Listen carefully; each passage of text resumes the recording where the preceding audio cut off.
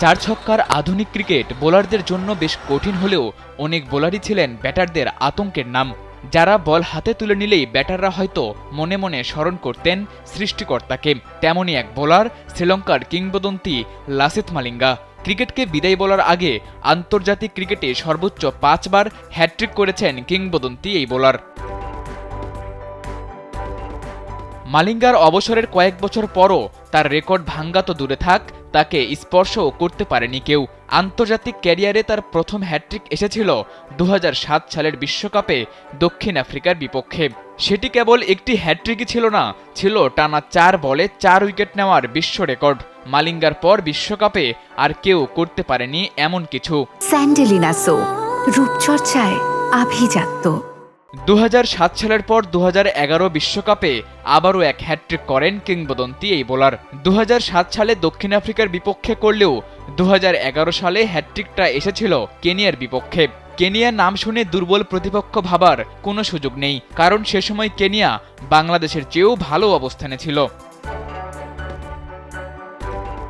মালিঙ্গার ক্যারিয়ারের তৃতীয় হ্যাট্রিক আসে অস্ট্রেলিয়ার বিপক্ষে, সেটিও ওই একই বছর 2011 সালে।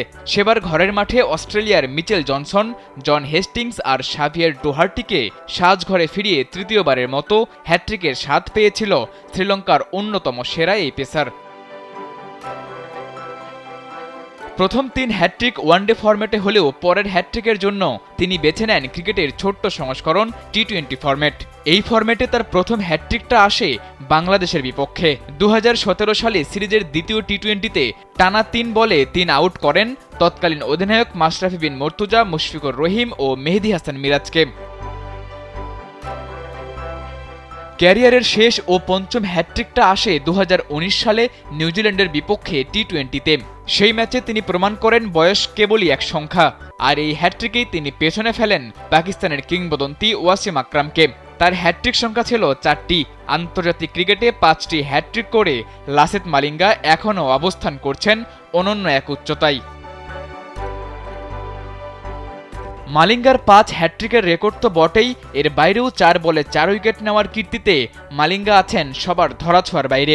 4 ছক্কার ক্রিকেটে বোলারদের উইকেট তোলায় যখন দায়ী, তখন মালিঙ্গার এমন রেকর্ড সহসাই কেউ যে ভাঙতে পারবে না তা তো বলাই যায়। সাদাতুর রাফি, কালবেলা।